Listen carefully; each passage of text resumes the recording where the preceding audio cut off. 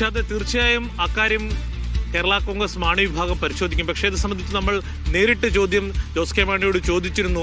ഇപ്പോൾ തന്നെ ജോസ് കെ മാണിയുടെ മടങ്ങിവരവിനെ കുറിച്ചുള്ള ചർച്ചകൾ ഉണ്ടല്ലോ എന്ന ചോദ്യത്തിന് അദ്ദേഹം അതൊക്കെ ചർച്ചയെ അവിടെ തന്നെ നിലനിൽക്കട്ടെ, കഴിഞ്ഞ 6 വർഷമായി തങ്ങൾക്ക് ഒരേ നിലപാടാണ് എന്നുള്ളതാണ് അദ്ദേഹം പറഞ്ഞു വെച്ചത്. ഒരുപക്ഷെ അതങ്ങനെ പരസ്യമായി പറയുമ്പോഴും അണികളുടെ ഭാഗത്തുനിന്നും വലിയ സമ്മർദ്ദം ഇനി ജോസ് കെ മാണി നേരിടേണ്ടി വരും. എന്തായാലും ജില്ലയിലെ ജോസ് കെ മാണിയുടെ എന്താണ്, വിജയിച്ച UDF സ്ഥാനാർത്ഥികൾക്കും LDF സ്ഥാനാർത്ഥികൾക്കും NDA സ്ഥാനാർത്ഥികൾക്കും അഭിനന്ദനം.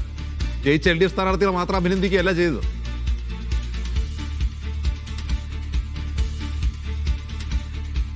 തീർച്ചയായും അജിൻസെ, അത്തരത്തിൽ എല്ലാ സ്ഥാനാർത്ഥികളെ അഭിനന്ദിച്ചുകൊണ്ടുള്ള വളരെ പോളിഷ്ഡ് ആയിട്ടുള്ള ഒരു വാക്കുകളിലാണ് അദ്ദേഹം ഈ തിരഞ്ഞെടുപ്പ് വിജയത്തെ കണ്ടത്. ഇന്ന് ബോഡി ലാംഗ്വേജിൽ പോലും വളരെ പരാജിതനായി കാണപ്പെട്ട അദ്ദേഹം ഏറ്റവും പ്രധാനമായും വിഷമിക്കുന്ന മറ്റൊരു കാര്യമുണ്ട്. എന്തായാലും ജില്ലാ പഞ്ചായത്തിലും ഗ്രാമപഞ്ചായത്തിലും അടക്കം നേരിട്ട തിരിച്ചടികൾക്കൊപ്പം ഇപ്പോൾ പാലാ നഗരസഭയിൽ ഭൂരിപക്ഷം ഉണ്ടെങ്കിൽ കൂടിയും ഭരിക്കണമെങ്കിൽ സ്വതന്ത്രരുടെ പിന്തുണ വേണം. ആ സ്വതന്ത്രർ ഒരു കാരണവശാലും LDFനെ പിന്തുണയ്ക്കില്ല. നമുക്കറിയാം, ജോസ് കെ മാണിയുടെ നിലപാടിൽ പ്രതിഷേധിച്ച് പിണങ്ങിപ്പോയ ബിനു പുളിക്കാക്കണ്ടവും കുടുംബാംഗങ്ങളും 3 സീറ്റുകളിൽ വിജയിച്ചിട്ടുണ്ട്. മറ്റൊരു കോൺഗ്രസ് വിമത വിജയിച്ചിട്ടുണ്ട്. അങ്ങനെ 4 പേർ സ്വതന്ത്രരായി പുറത്തു നിൽക്കുകയാണ്. അവർ സ്വാഭാവികമായും UDFനെ പിന്തുണയ്ക്കാനുള്ള സാധ്യതയാണുള്ളത്. എന്തായാലും അല്പം സമയം ഒറ്റ കാര്യം കൂടി ജോസി, അതായത് ജോസ് കെ മാണി പരാജയപ്പെടുമ്പോൾ ചോദിക്കാനുള്ള ഒരു ചോദ്യം ജോസഫ് വിഭാഗം വിജയിച്ചോ എന്നുള്ളതാണ്. കാരണം ഒരു ജില്ലാ പഞ്ചായത്തിൽ അധ്യക്ഷ സ്ഥാനത്തിന്റെ ടേം പൂർത്തീകരിക്കുന്നതിന് മുമ്പ് അവർക്ക് അധികാരം കൈമാറണമെന്ന ഒരു കരാറിന്റെ പേരിൽ UDF വിട്ടുപോയവരാണ് ജോസ് കെ മാണി.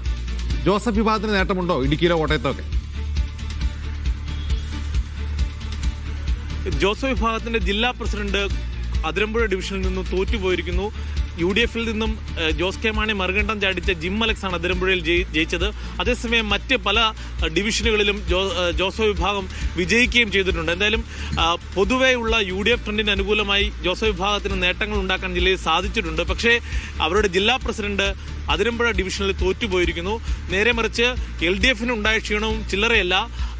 പരമ്പരാഗതമായി LDF വിജയിച്ചു വന്നിരുന്ന കുമരകം ഡിവിഷനിൽ LDF തോറ്റു. അത് ഏറ്റുമാനൂർ നിയമസഭാ മണ്ഡലത്തിൽ ഉൾപ്പെടുന്നതാണ്. ഏറ്റുമാനൂർ നിയമസഭാ മണ്ഡലത്തിൽ ഉൾപ്പെടുന്ന ഐമനം പഞ്ചായത്ത് അത് BJP പിടിച്ചിരിക്കുന്നു. അതോടൊപ്പം തന്നെ ഏറ്റുമാനൂർ നഗരസഭയിൽ അവിടെ NDA പ്രതിപക്ഷ സ്ഥാനത്തെത്തിയിരിക്കുന്നു. അങ്ങനെയുള്ള വലിയ തിരിച്ചടികൾ LDFനും നേരിട്ടിട്ടുണ്ട്. LDFനെ ഇമ്പാക്ട് ചെയ്തിട്ടുണ്ടോ അവിടെ, അതോ ഇല്ല എന്നാണോ പറയാൻ പറ്റുക? അത് ചങ്ങനാശ്ശേരി നോക്കിയാൽ മതി. ചങ്ങനാശ്ശേരി എങ്ങനെയാണ് ജോസി? ചങ്ങനാശ്ശേരിയിൽ UDFനാണ് മേൽക്കൈ ഉണ്ടായിരിക്കുന്നത്. ആദ്യഘട്ടത്തിൽ BJP ഒരു മുന്നേറ്റം ഉണ്ടാക്കിയിരുന്നു. 6 സീറ്റുകളിൽ BJP ആദ്യഘട്ടത്തിൽ മുന്നേറ്റം ഉണ്ടാക്കി. പിന്നീട് UDFന്റെ ഒരു തിരിച്ചുവരവ് നമ്മൾ കണ്ടു. UDF 9ഓളം സീറ്റുകളിൽ നിലനിർത്തിയിട്ടുണ്ട്. 7 സീറ്റുകളാണ്. അപ്പോൾ മധ്യ കേരളത്തിൽ എന്തായാലും പ്രത്യേകിച്ച് കോട്ടയം, ചങ്ങനാശ്ശേരി, ഇടുക്കി പോലെയുള്ള സ്ഥലങ്ങളിലെ കോൺഗ്രസിന്റെ നേട്ടം ഭയങ്കരമായിട്ട് ശ്രദ്ധേയമായ പോയിന്റാണ്. അപ്പോൾ നിയമസഭാ തെരഞ്ഞെടുപ്പിന് മുമ്പ് കോൺഗ്രസ് എമ്മിന്റെ ഒരു തിരിച്ചുപോക്ക് നമുക്ക് പ്രതീക്ഷിക്കാമല്ലേ? UDF നേതാക്കളെ കാണുമ്പോൾ അവർ പറയുന്നത് ഞങ്ങളായിട്ട് ഇനി ഒരു ചർച്ചയ്ക്ക് കേരള കോൺഗ്രസ് എമ്മിന്റെ അടുത്ത്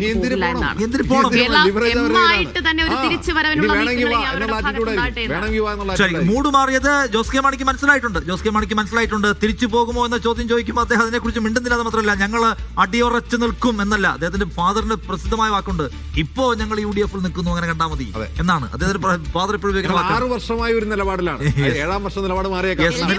ഒരു വിലയുമില്ലാതെ നിങ്ങൾ അവിടെ ഇങ്ങനെ കടിച്ചു തൂങ്ങി നിൽക്കുന്നു എന്നാണ്. ഇത് വിലയുടെ മാത്രം പ്രശ്നമല്ല, നിന്നാ സ്ഥലത്ത് ജയിക്കണം. അപ്പൊ ജനങ്ങളുടെ മൂഡ് എവിടെയാണെന്നുള്ള പ്രശ്നമാണ് ഇവിടെ പ്രസക്തമാവുകയാണല്ലോ. അതുകൊണ്ട് അതിനകത്തുള്ള പലതരത്തിലുള്ള സാധ്യതകളുണ്ട്. പക്ഷെ ഇപ്പോ കോൺഗ്രസിനോട് എഡ്ജായി നിങ്ങൾ വരുന്നെങ്കിൽ വാ, നിങ്ങൾ ആദ്യം നിലപാട് പ്രഖ്യാപിക്കുക എന്ന് പറയാം. അതിനിടയ്ക്ക് ഞാൻ ചോദിക്കട്ടെ, ദിവ്യ, നിങ്ങൾ കേരളത്തിൽ പാലക്കാട്ട് നിന്ന്